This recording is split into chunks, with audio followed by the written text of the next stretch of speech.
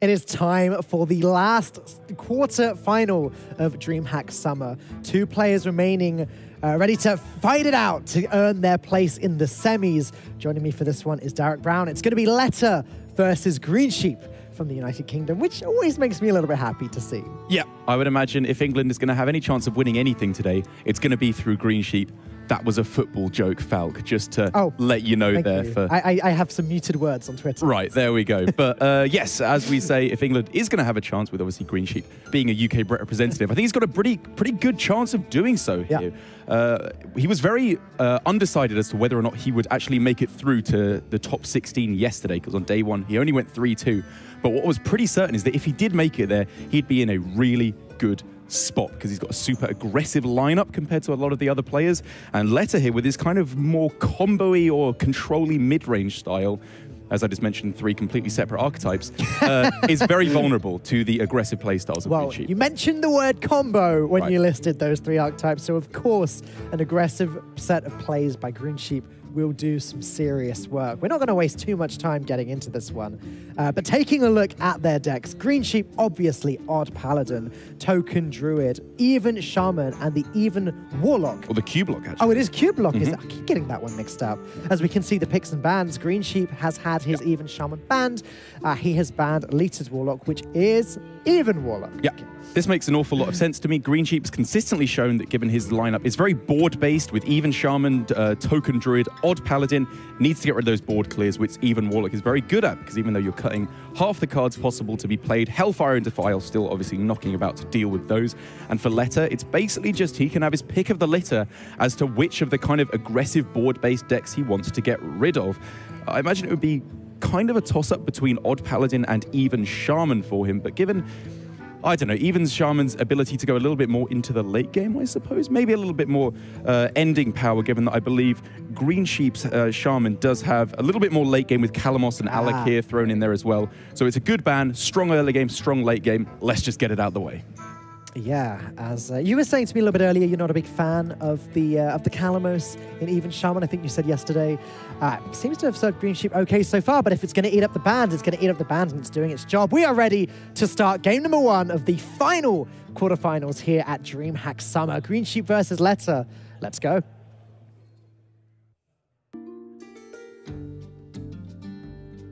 Look at that focus. Maybe he's already playing the game.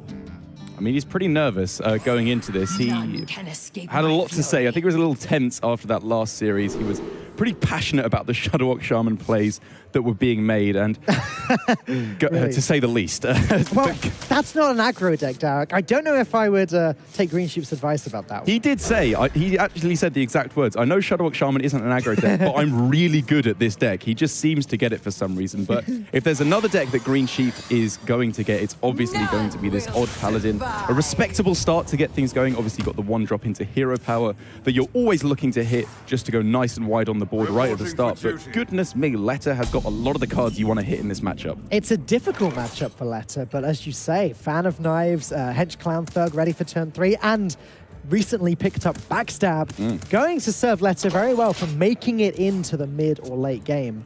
Just having to pass turn 1. The typical play, Derek, you're the expert here, but isn't it dagger up turn 2, Hench Clown turn 3? That's the way you do things? I believe the thinking man's play in Miracle Rogue. It's yeah, it's a weird one, because the Hench Clan Thug, in my experience, has kind of made Miracle Rogue a lot more standard, like sequential in the early game. There's a pattern you generally follow. It's kind of become more of a tempo deck than like the kind of crazy Violet Tisha stuff we saw in the much older days of Miracle Rogue, because you're just trying to get ahead on board, play your Faldray Striders, and if you need to, draw them in the deck afterwards. But things get a little bit different here, as obviously there are a tremendous amount of 1-1s on the board here for Greensheep. So fan of knives would be looking pretty good here, just to deal with the majority, or at least all of the pressure at the moment for Greensheep coming down. This is exactly the type of situation where a preparation would be beautiful, allowing him to develop the Hench Clan Thug in addition to clearing the board. But unfortunately, it was just the board clear, and now Greensheep's going to come right back at him with another full board, pretty much.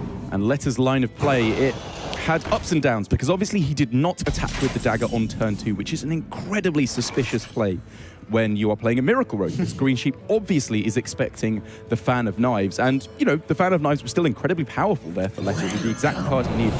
But Greensheep did make efforts to play around that. He only went for the Hero Power on turn 2, didn't play the Akaris Veteran or the Firefly to open him up to a full clear on even more minions. But for Leta here, even though he might have made a play that was pretty clearly telegraphed, it was so good that he's still pretty far ahead in this instance. Yeah, he's okay. He's managed to stick himself to the board. Greensheep picking up the Righteous Protector there. It's a good draw to protect the 1/1s from that dagger for a few hits, actually. He can play the Maul, though. It's the +1 attack Maul. Not a bad drop here whatsoever. Roughing up all of these 1/1s to 2/1s, meaning that Leta's going to struggle to survive if he keeps having to put his dagger in. Yeah, I think this is perfectly fine, because I don't know, the 1/1 Righteous Protector, as you said, it protects in the immediate, but Leta is under no pressure then. He can just continue to develop his own stuff very easily indeed. And he's just continuing to basically dominate the board. His dagger has done more than enough work in the mid stages of the game to put him fairly far ahead. It's a little bit more confusing here because, I mean, obviously the single strongest play he could make on this turn being Hench Clan Thug Coin Edwin, which is a tremendously powerful play. Now, I was looking at that play and thinking to myself, it looked like the obvious way to go here. What do you think his logic is in playing the Eviscerate there? Is he worried about level up, maybe? It's twofold. I think, yes, you know, level up would be... Actually, no, I don't think he's even afraid of level up, because if level up comes on a 1/1 there, or a 2/1, sorry, just one recruit, Leta's so far ahead that he just ends up winning. But it was mainly just that he wants to save the coin for Gadget Sand, because he obviously has Falderay, Strider, Spiders shuffled into the deck, so getting them out is very important. But what I do question is maybe he's underrating how bad the Odd Paladin is at reacting. It doesn't have cards like Equality Consecrate or Tarim that we saw so prevalent in the even Paladin deck list. If you make a big Edwin, there's really very little they can do at all, especially as I believe Greensheep isn't even running any copies of the Owl in this list either. Ooh, second Fan of Knives pickup. Not bad timing. He can afford to wait on the Gadget Sand Auctioneer, right? He'd rather play the Auctioneer and the coin with more mana, with more chances to get that cycle really going. However, if... I agree you should save with it on this turn, but if Leta keeps making these plays that are... and I'm going to be careful to pronounce this correctly, apathetic, not pathetic plays, where they are not as proactive as they could be by just, you know, throwing down a big Edwin, throwing down an Auctioneer, although I think the Fan of Knives was too good to pass up here. He's giving the Paladin a lot of time, which, although time probably works in the Miracle Rogue's favor, because eventually there'll be so many spiders, you could probably close out the game a little bit quicker and a little bit more consistently. Yes, I agree. However, all of that being said, things look like they have stabilized into a nice position. Now that he's drawn Sap as well, next turn Auctioneer coin Sap, we'll get this Miracle turn started. He's got one Spider already. Greensheep is going to have to fight to get this board back. He will indeed, and this is not a matchup that Greensheep wants to lose whatsoever. His whole lineup is relatively weak to the Miracle Rogue. Obviously, Q-Block is a pretty massive underdog in that matchup. The Token Druid, I find, has a lot more game against it. Again, the Rogue is very dependent on finding Fan of Knives in the exact right scenario, and even just the sheer power of spreading Plague against a Rogue. The fact that they are 5 health minions up against the Rogue's minions, which are pretty much all 4/4s, or lower even, it just lines up beautifully, and you can pretty much guarantee yourself the ability to survive if you do find the Plague. But, I mean, speaking of surviving for Greensheep, he's just not going to be able to do it in this instance. There's going to be too much damage coming forward from the Rogue, because eventually Eviscerate, Cold Blood, Leroy are going to be found stuck on the board, and Greensheep's just going to die. Any real way he can get back on this board and prevent the Rogue from just overwhelming him is tricky. This is where Righteous Protector would have come in very handy, but it's already been used now. I think at the moment he's basically fairly all in, I would say, on trying to go really wide on the board at the moment. Kind of hope that Leta just messes up and doesn't clear in an effective manner, maybe gets too greedy with damage and tries to set up a 2-turn lethal when it isn't there.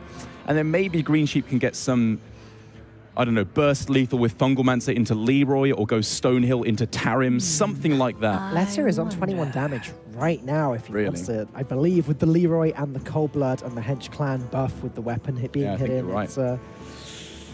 That's pretty scary. It is indeed. Obviously, like I said, this is the kind of scenario Greensheep's hoping for, where Leta goes all in. Too all in, exactly. And then he could be punished for this line of play. So for Leta, I think, you know, taking it slow, the way he's been going is working out for him so far. Now is not the time where he has to go too aggressively for lethal, as you said, with Leroy and Coldblood quite yet. This works just fine. You know, he doesn't need to draw with the gadgets yet. He just needs to keep up as aggressively as he can on the board. Playing around level up even in this scenario to the maximum degree. It's difficult to even imagine how Greensheep comes back from this position. He's not going to be able to clear even this Hench clan without taking the damage, unless he wanted to play Leroy Jenkins. I guess Blessing of Kings would... Actually, sorry, Blessing of Might on the Atris Veteran, plus Leroy into the 6/6, is his best shot of actually removing enough of this board. And it's okay. The problem is, in the long run, the Miracle Rogue will just kill him anyway. I mean, not even in the long run. On the next turn, it will be Gadgets and Auctioneer with a coin into basically whatever you draw, as long as it's not completely dreadful off the top 2 cards, because obviously the natural draw and the Gadgets and Auctioneer, you're in such a good spot as the Rogue. And even if you don't, your opponent's got an empty board, and you have a Gadgets and Auctioneer in play that they probably just can't clear. And still 19 health as well. It's not a dangerous position to be in whatsoever. Although, you say it's not a dangerous position forever, at all, sorry.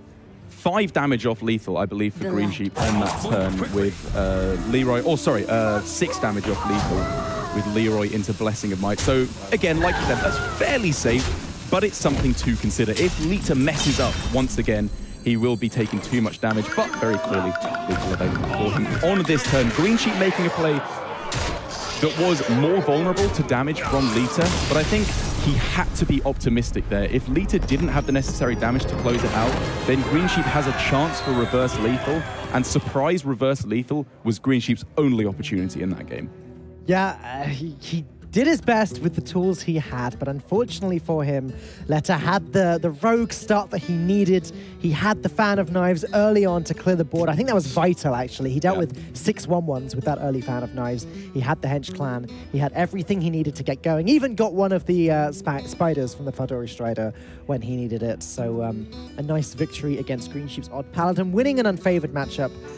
And now Greensheep just has to choose which of the other decks he wants to give a shot in beating this Miracle Rogue. What do you think he goes for? Yeah, as I was outlining a little while ago, Token Druid definitely feels a little bit safer because, I don't know, in my experience, playing against the Q block with Miracle Rogue, there are games that you lose, but those are pretty much all Skull games. Like, if they play Skull of the Minari on 5, then you can be scared. Then they have a chance of getting too many Void Lords. But if that doesn't happen, just a single sap will usually be able to pull you back in the game.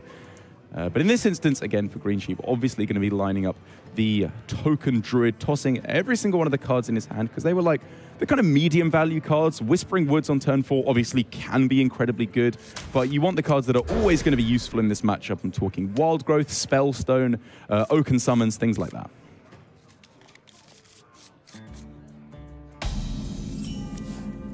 All right, let's able to do that godly Miracle Rogue start that we've seen a few times now. Firefly on turn 1, Flame Elemental, and Coldblood on turn 2, or dagger into Hench Clan Thug. Pick your poison. Whoa, okay.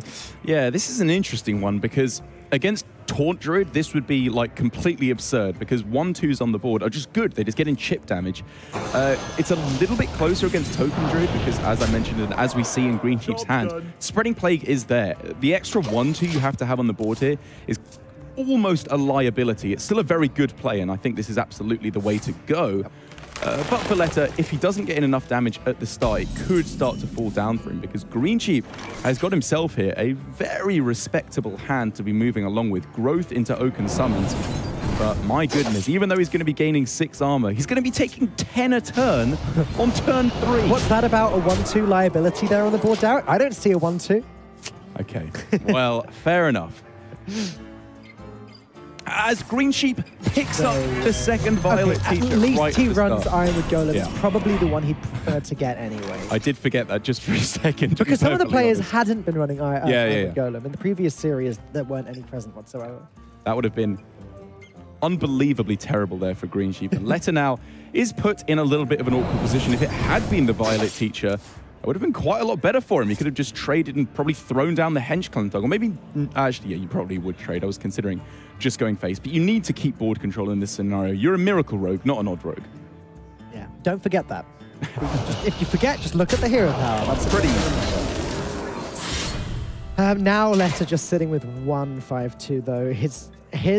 This turn was much slower than everything he's had up until now. He has divided Greensheep's maximum health by 2, but what's he got next turn? Hench Clan Thug? Suddenly it's looking a lot worse. I don't know. Hench Clan Thug is still obviously a very powerful play, but the main dynamic in this game that I believe is going to be shifting very quickly is up until now, the onus has been on Greensheep to draw his removal cards. He's needed to deal with his incredibly high attack minions right at the start.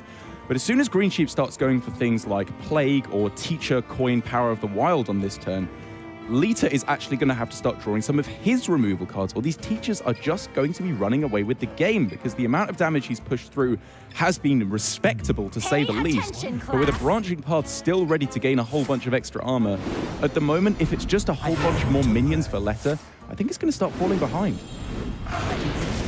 Yeah, board not the easiest to deal with. Oh, Backstab helps significantly. Leta can actually consider Backstab into Elven Minstrel now.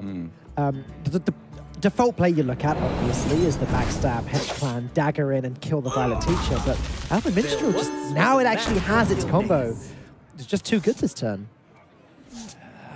Yeah. He needs something to combo into the Valspine Slayer now. I don't know how much more I actually like this than going to the Hench Clan stuff, because if you go for Backstab here on this turn, you are making a weaker play with the Elven Minstrel, you're removing a card for Gadgets and Auctioneer, and the board just trades anyway. If he'd just gone for Hench Clan into Dagger, the 2/2/2s trade into his Hench Clan on board.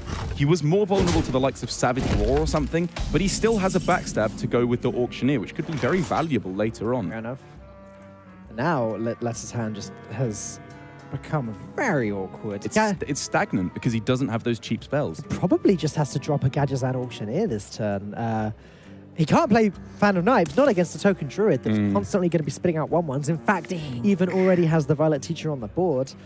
Hench Clan into Edwin is the big power play, I guess. That's how he puts the most stuff down. It looks like you like that play as well. Yeah, I think I like this a little bit more. It sets up for potential top decks going for Valspine into likely clearing the board on the following turn, which is obviously very useful.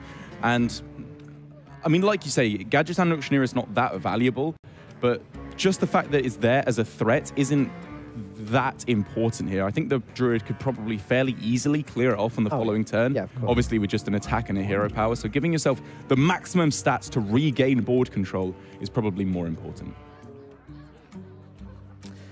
And now actually Greensheep's hand is looking as dire as Leta's was last turn. He's got what he needs. He's got the Whispering Woods and the Soul of the Forest, but he's 1 mana short in playing both. And as we can see, if he just dumps Whispering Woods here, it will get cleared up by a Fan of Knives. Maybe it's still the right play, though. I am ready to Yeah, I think everything else just feels too weak. Like if you play Whispering Woods and you're met with a fan, you pretty much just lose. I think at that point it's too much damage coming through. This play I like quite a lot more. Armor and drawing cards feels like a perfect middle of the road approach. Still take out the Hench Clan, and on the following turn, then you go Woods into Soul of the Forest, and if you're not dead, you can hopefully just win the game very quickly with either value trades or pure face damage to close things out. It's so weird how back and forth this game has been. Now it looks like the Miracle Rogue is back in control. However, next turn, it's going to change significantly. Leta can't really deal with a board full of tokens that summon 2/2s. That's the thing. A nice wide board here for Greensheep means he's ahead on the board. He's got a good amount of initiative, a huge amount of damage available to come through on one of the following turns. And as you mentioned, Leta will struggle to deal with it.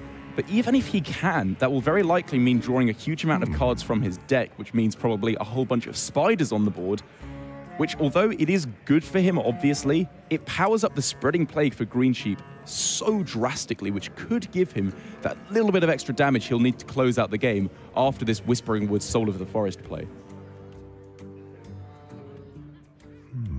Really hesitating with it, though. It's not a snap decision by any means for Greensheep. Just thinking through what the other possibilities are, I suppose.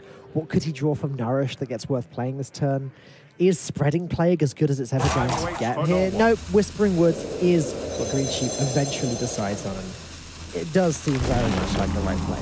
Yeah, I would definitely agree with him. Like, worst case scenario, you're met with a Fan of Knives and, I don't know, maybe a backstab or whatever else as well. And even just fan into Valspine Slayer feels pretty strong on this turn if you are afraid of all the tokens. And if you're not, if you're feeling brave as Leta, you think you can weather the damage and try and shuffle more spiders in for Auctioneers on a following turn, just go Strider into Fan of Knives on this turn instead. That is brave, but I mean, from what we can see, there's no way Greensheep would quite be able to end out the game here. I mean, I guess Savage Roar plus Branching Paths would potentially be enough. Let's see if he's playing...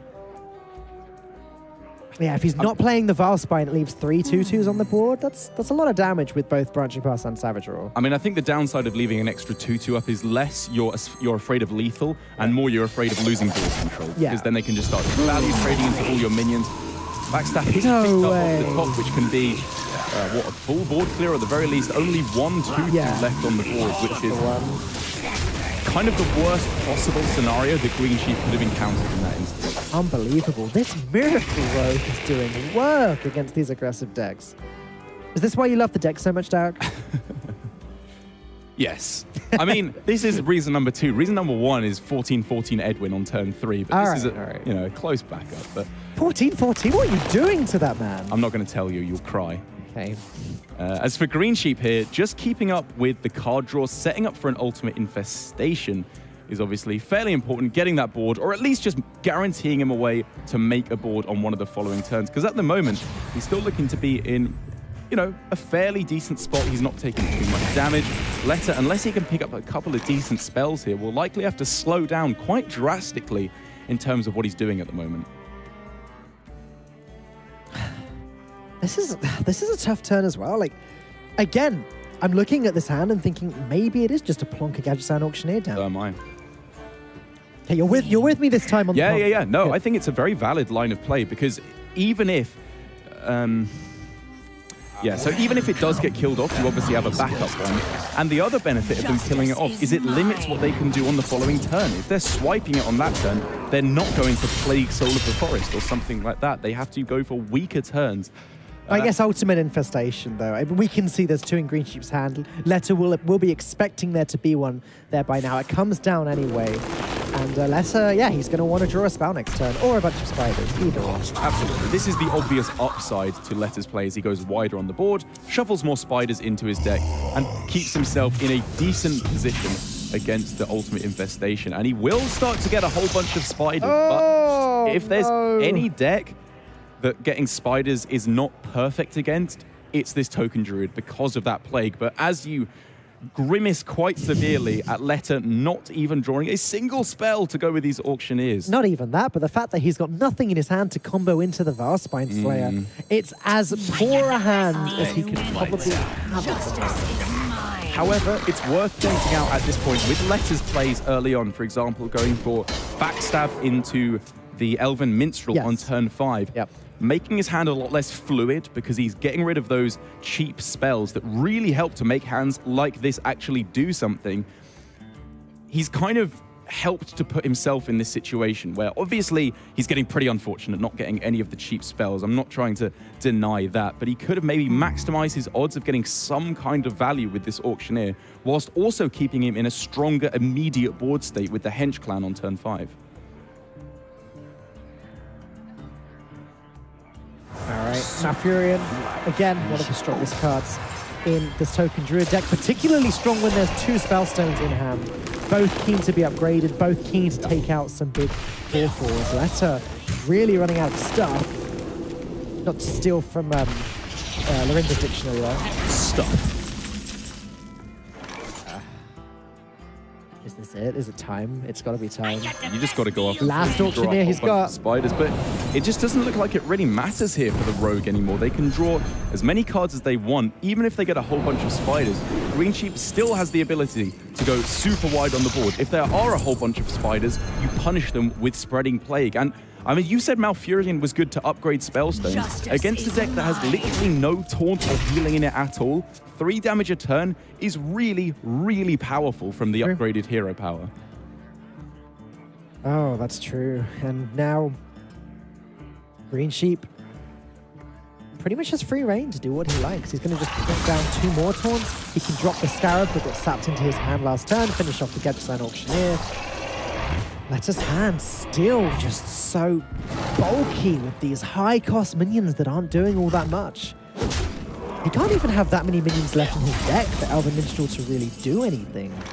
And this is what's, to be honest, kind of unfortunate about, or I suppose unfortunate, but I shouldn't say unfortunate, sorry, but isn't working for him, is that he's not against a Taunt Druid. Against Taunt Druid, drawing all your minions is fantastic, because you just put up a super big board, and getting double Falderay Strider is obviously the best case scenario against a Taunt Druid. But against this Token Druid, they're just putting too much stuff in the way, they're setting up for a lethal. You have to be more reactive, because Savage Roar and Branching Paths will just close out the game in Greensheep's favor unless Leta takes some very immediate action. Well, he did manage to get the 2 minions from the Elven Minstrel. Leroy Jenkins not quite looking like it's anywhere near doing anything just yet, but SO7 Agent could be relevant in the near future. At least it's a cheap minion, which can be played on the board nice and soon. It can be comboed with Farspine Slayer potentially. He has to act fast, though. If Leta goes for the SI7 Agent here, Greensheep trades in, makes, 3 Scarabs on this turn with Spreading Plague, plays Soul of the Forest, and because double sap has happened, he then just wins on the following turn. Justice is mine. Leta weakening these minions isn't even that good for him, because obviously it allows him to break through, but as I said, powering up the Spreading Plague to the maximum power, but maybe Greensheep's just calculate that he's got lethal on this turn already. 15. Up to 5. It doesn't matter. Leta knows that even if it's not lethal right now, again, no taunt, no healing able to be put in the way. It is 2 off, but you're right. Like, there's nothing Leta can do in the next turn anyway. It's essentially lethal. Greensheep just has to wait a turn. Exactly, and a very nice equalization here from Greensheep, taking a matchup that, while, you know, far from a lock victory or even being that favored, definitely would put the Token Druid ahead because of situations like this, where even when the Rogue is allowed to go super wide on the board, it's just not good enough. Plague can shut out the game, and Leta, unfortunately for his sake, has to take a loss, equalizing it to 1 game apiece. And now looking at Leta's remaining decks in the Taunt Druid and the full-on combo Priest without even any dragons, I wonder what he's going to be trying to line up first. I would like to think, I just want to say that the only reason Leta was able to do so well against that Token Druid and win against the Odd Paladin is that his Miracle Rogue play was well, up there. What do you think, Derek? I mean, there were things I disagreed with, as I said at the start, maybe not playing quite aggressively enough for board at the start to try and go for an earlier lethal. Against the Odd Paladin, as I tried to remember back, the main things, I mean, basically the hand fell into his lap there for him, or like the perfect draws just kind of fell exactly as the way he wanted it. He got double Fan of Knives at the start, he had a Hench Clan and a Falderay Strider, but, you know, even when you get the perfect cards, you got to sequence them correctly, and I think he did a pretty good job of that. Maybe I don't know, against the Odd Paladin, could have been a bit more aggressive with his dagger, I suppose, on clearing off the 1/1, so the Fan of Knives wasn't so necessary, but at the end of the day, he had it, and it put him in a pretty good position. But equalizing now, I would have to say I anticipate the Taunt Druid to come down, what with that being a relatively good matchup up against the Token Druid. You're generally going to be putting up too much of a wall for their giant board of minions to actually really do much against you. But I don't know, having not played much of the combo Priest myself, maybe the sheer power of cards like Wild Pyromancer. Well, exactly. The double Pyromancer is pretty good at dealing with tokens. Exactly. He's got the early cards like Shadow Ascendant. He does go with the Taunt Druid, which I agree was more likely. We've seen it time and time again, just defeat Token Druid after Token Druid. Not an amazing hand for Leta here. He's got the Oak Heart, which is great on turn 9 if he gets there, but no Wild Growth, no Nourish. The only Dragon Hatchet in his deck has been drawn. He's not one of the players that runs 2 copies. It leaves a lot to be desired. It does indeed, and I mean, Greensheep's hand does not leave a whole bunch to be desired. You've got Wild Growth into the Oaken Summons, which, you know, if a Violet Teacher comes out of the deck, recruited onto the board, then it could be a very, very scary wide board being made right at the start in combination with Soul of the Forest for Greensheep. And, well, there, with the Ironwood Golem picked up off the top, he's going to be getting it every single time. Yep. And out she comes, leaving Leta with no way of dealing with it other than playing Naturalize. Ugh, Naturalize doesn't feel good. Giving Greensheep with the aggressive deck more cards to beat him down with. But does he have a choice here? I mean, it's easily the biggest minion that you're going to be facing down, and I think Leta realizes he kind of has to go for it here. His hand is bad enough to the point where a wide board will not be dealt with until the Drake comes down on turn 8, way too far down the line.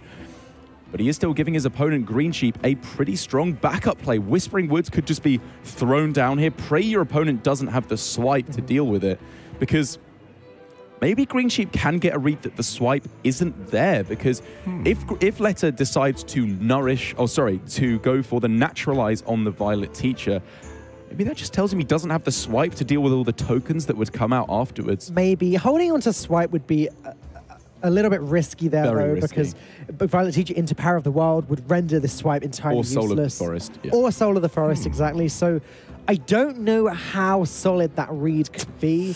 I wouldn't be too surprised to just see Ironwood Golem come down as one minion. Naturalize is gone. How does Leta deal with this? But then the next level of that discussion for Greensheep, as he does go for the Whispering Woods, is if he does have it, how bad of a situation am I in? Can I win in that scenario? Which I think the answer to is yes. He's still got a pretty respectable hand. He can draw with the branching paths, still put up a respectable board with the Ironwood Golem. And if he doesn't have the swipe, as we can see, Leta does not have access to on this turn, Greensheep's just going to be running away with this game. This is huge. Savage Draw ready to go. Next turn, turn 6, 5 attack per Wisp, +4 from the hero portrait itself. Best thing Leta can do is use his hero power to deal with one, use the spellstone to deal with another. Then that's 24 damage, potentially hitting him in the face next turn. I don't know. The thing is, for Leta here, he now has to be optimistic about what his opponent is doing, hoping that there's no ability to buff up these minions. But if they're going for such a risky play as just throwing out Whispering Woods right at the start, they almost certainly have either Soul of the Forest or Branching Path or Power of the Wild or whatever you want to say to go in combination with it. Or Greensheep wouldn't take the risk, but he did, threw it down, and he has been massively rewarded for it. Looked like a mistake from Leta there as well. He tried to play the Spellstone after playing the Ironwood Golem. Ended up not being able to, obviously. Greensheep obviously not quite got lethal there. His face and one of the Wisps would have to go into this Ironwood Golem after double Savage Draw, which would leave 25 damage hitting Leta in the dome. It's a lot, but it's not enough.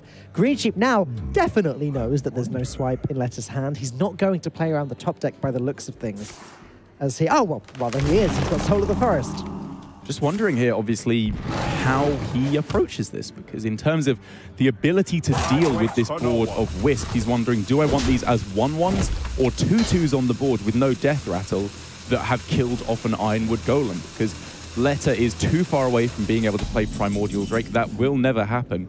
But I think from Greensheep, this is actually pretty spot on, because it gives him a little bit more survivability, at least against just a wide board of taunts or single bits of removal. Like if he trades entirely in and is met with double Spellstone Wrath or something silly like that, which is unlikely to happen because it probably would have come down the turn prior, but it just gives him more resilience, is basically the point I'm trying to make. And the difference between 1/1s and 2/2s is not that large when you're playing double Savage Raw.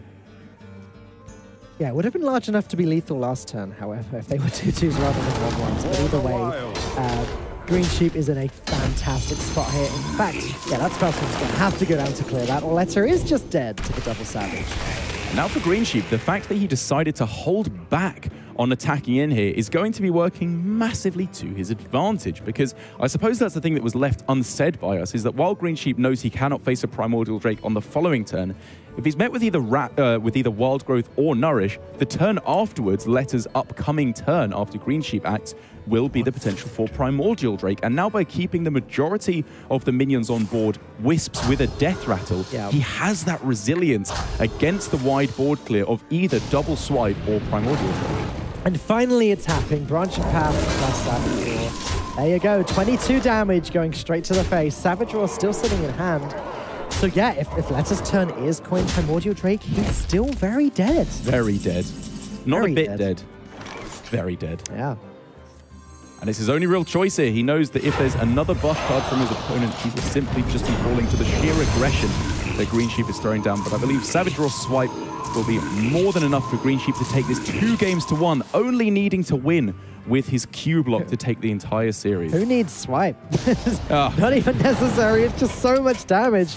Greensheep doing his aggro thing, and yeah, Leta in a tough spot here. Now left down to just his combo Priest, which we've said may be okay against the tokens. If he does get the Wild Pyromancer, if he does get Power Word Shield, if he does get that start he needs to just shut down any of Greensheep's token generation, it can do something.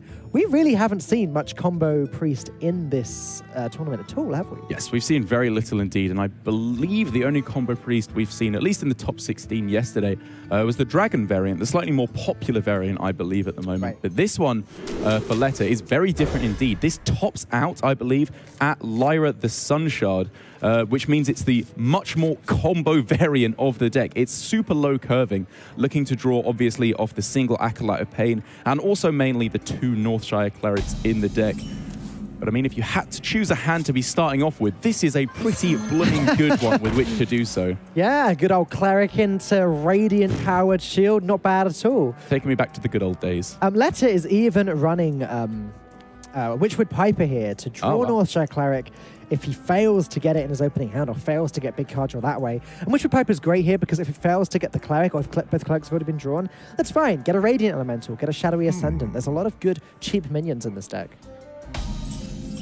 Also different in this deck to the more common Dragon variant, as you were saying, is the underpowered Steambot. It wants 2 of those, a 4 mana, 0/9 with Taunt, double its health a few times, match its attack to its health, and you've got a pretty beastly 0 attack minion. Yeah, it can absolutely get the job done, because now that we're seeing pretty much the entire Dragon package, apart from obviously Duskbreakers being rotated out, I'm obviously talking about Bookworm, Draconid Operative, Netherspite Historian from the old school combo Priest days, at least pre-expansion or pre-rotation.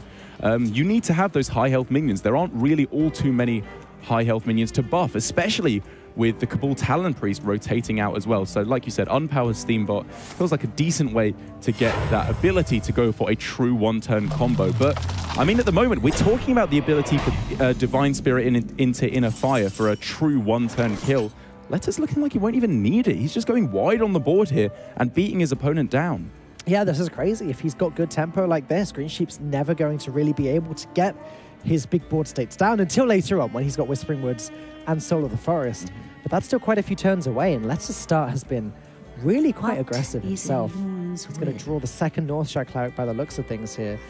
He'd like to get one of those big Northshire Cleric turns if possible, with a Circle of Healing, with a... Does he? Oh no, he doesn't run the...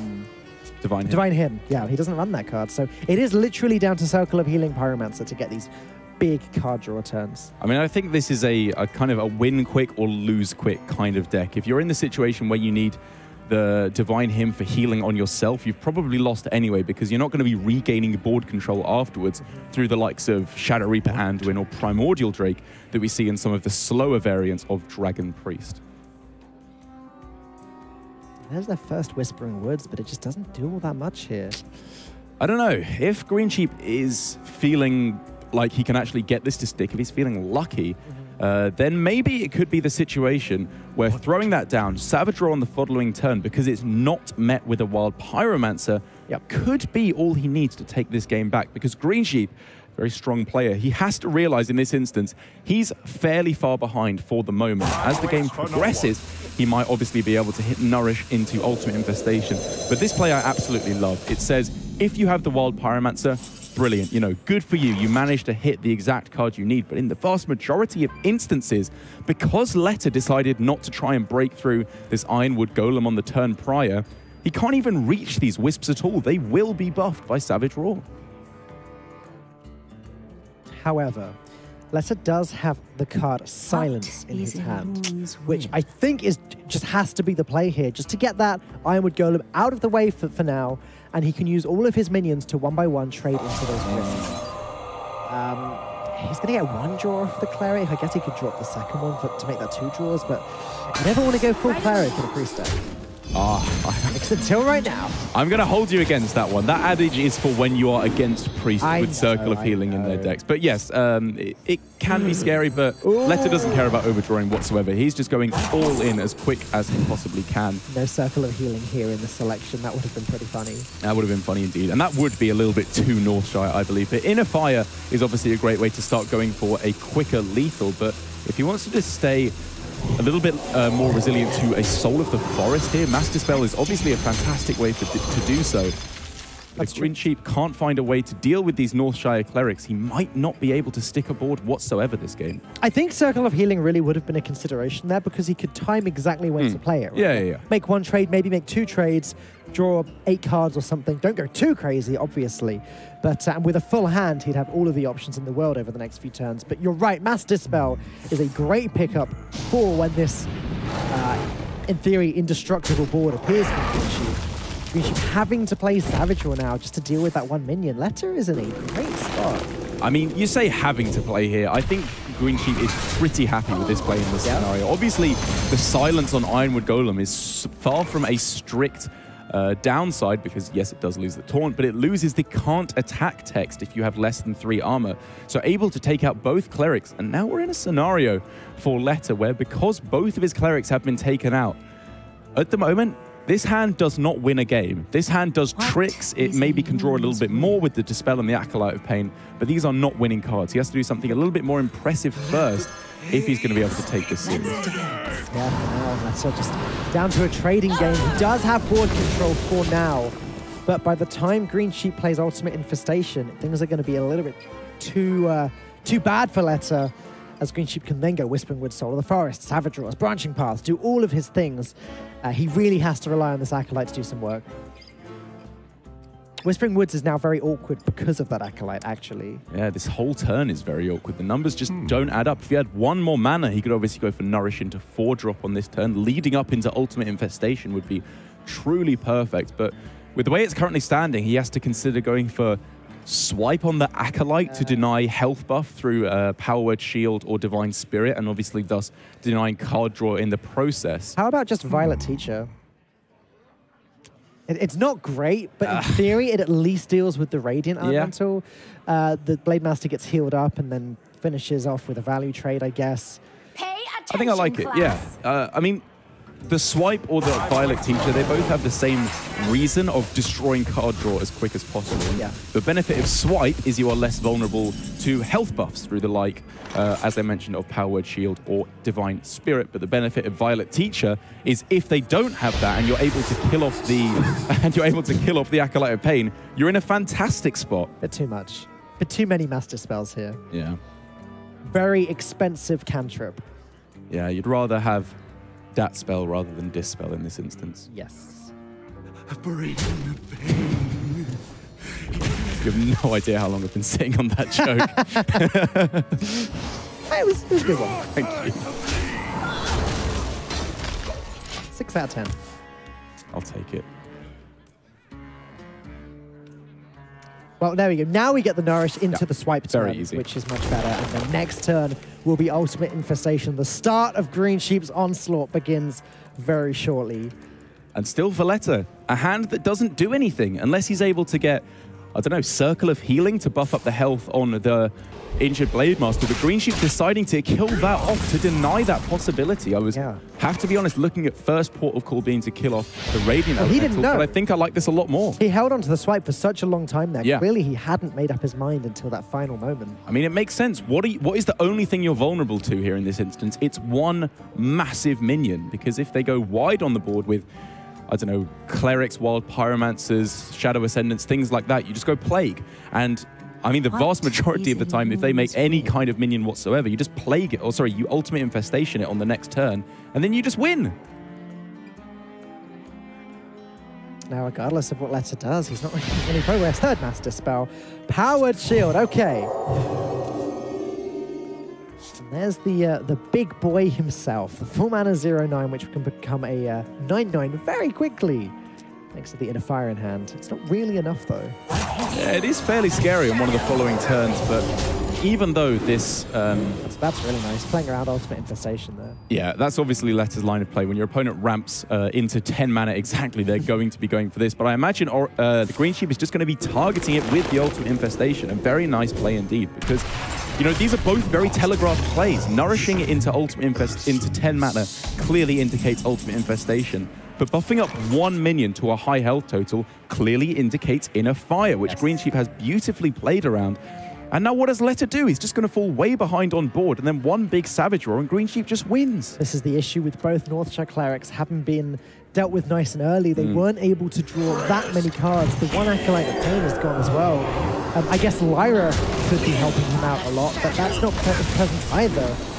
And it's worth pointing out now, as Greensheep in both his round of 16 and top 8 match, I think he's met Combo Priest both times, and he's been met with, at the very least, Radiant Elemental into Power Word Shield both times, and he's quite easily overcome both of them if he's able to get over what feels like this one final hurdle of the unpowered Steambot. Obviously, tremendously powerful in this instance as a 10-10, but with a plethora of options available to Greensheep, surely he can find something to withstand this. He can, if he wants to play Savage Roar and Branching Paths for the attack buff, then the minion plus the face trade would deal with the 10-10.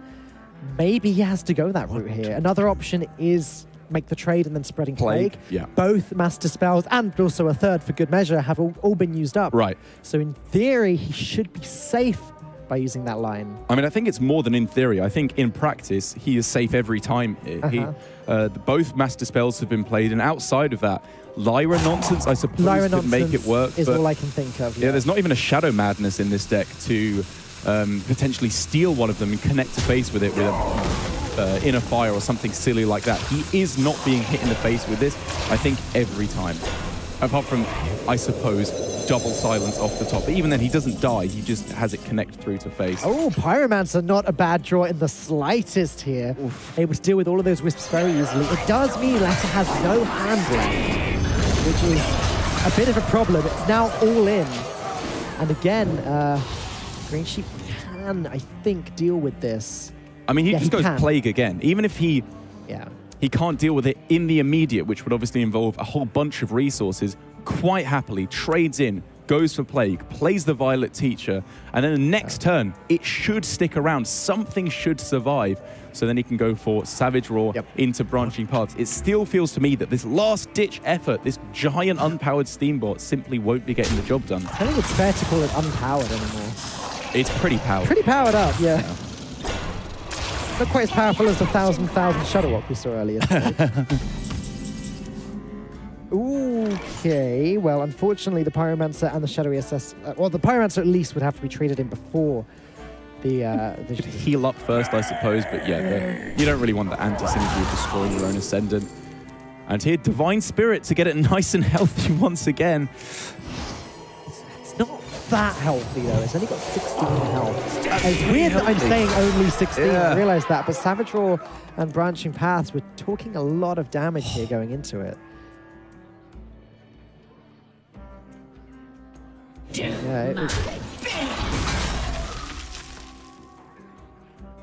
Again, with the face tank, Greensheep can deal with it. Savage Roar, Branching Paths, and Hero Power, I believe, is exactly the amount of damage he needs. And surely that's it. That's the last hurdle. Again, you don't want to do that though. Like, does it feel worth it to commit so many resources into killing this off? Because if it was the case that he died if this connects through to face, then I could understand it, because then you kill it off and you just hopefully win after that point. But in this scenario, you can go super wide on the board. You don't die on the following turn. And he's looking to just set up his own counter-lethal, or at the very least, kill it off with all these tokens, instead of utilizing his very valuable resources, such as half of his health total and the Violet Teacher. No, that's true. I mean, if he did deal with it, Leta would have only had the card off at the top of his deck to save him. This way, it's kind of the same. As you said, it's not easily going to connect to the face, and even if it does, it's not the end of the world. Inner Fire, not going to do nearly enough to put a stop to what Greensheep has put on the board. And it looks like Greensheep will be taking this series with a sweep from his Token Druid, actually. Yep, very lovely play from Greensheep on this Token Druid. And Again, it's looking like unless, well, obviously the Giant Taunt is in the way. No lethal on this turn. Leta, I guess all in on Lyra. I'm not entirely sure. Like Lyra into Spirit Lash, something like that. Yeah. Just to keep him alive for a little bit longer. It's, again, incredibly unlikely to happen. And I think Greensheep will be our final competitor in the semi-finals. Ah, that's so exciting. Again, we're a little bit biased, all of us apart from Cora, kind of a little bit biased towards Greensheep. He's been a big member of the UK scene for quite some time. He had my vote for the Hearthstone Global Games. I'll be the first person to admit that. And he's just been consistent. He appears at almost all of the events, and it's great to see him finally get a spot in the top 4 of the tour stop. Yeah, absolutely well-deserved. The way he talks about the game, the way he plays the game, it's all just very solid. He does all the right things. And now with Leta finally throwing down the concede, we can definitively say we have all of our semi-finalists. I cannot wait to see in the upcoming matches who is going to be advancing through to being the champion. Some big names knocked out once again. Akawanda putting up a really strong show against Penadani, but unable to make it through.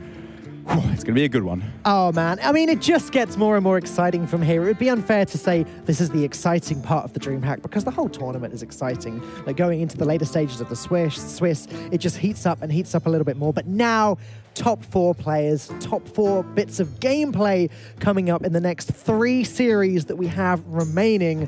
Derek, do you have a favorite of the semi-finalists? I think both in terms of personal prejudice and also just how they're looking in terms of lineup, I'd have to give it to Greensheep at the moment. Still some very slow, combo-y styles of gameplay, or at least styles of play that are vulnerable to the aggressive or token druid strategy. So he's looking to be very much on point to at least advance through to the finals if his play stays on point. Well, we are going to be seeing a little bit more Greensheep later. I believe we have a bracket to look at as well. We can show you one more time the top 4 players. First up is going to be Fiali versus Fury Hunter in the next game. And after that, Penhadani versus Greensheep. You know what, Derek? I am very happy with the top 4 that we've ended up with. I am indeed. Some, you know, players who are slightly less well-respected than I believe they should be. Fairly starting to get there, I think, obviously, with his good playoffs run recently, even doing well in the Wild Open, so clearly good at all facets of Hearthstone. Fury Hunter known primarily for his odd control warrior that he is so proficient with and got banned away in the first series that we saw him in today, I believe. But if Fury Hunter is able to tighten up his play, because there were a couple of sloppy mistakes we saw in his first game, he should be a very strong contender. Personally, I would quite like to see Fury Hunter do very well. On the quiet, I've known him for quite a long time. He used to frequent my stream even. Oh. So for personal reasons, I'd like to see him do well. I'd like to see Greensheep do well. But Fiali and Penhadani are also great players. Either way, we're going to end up with a great finals later on today. But first, Fiali versus Fury Hunter coming up after this short break.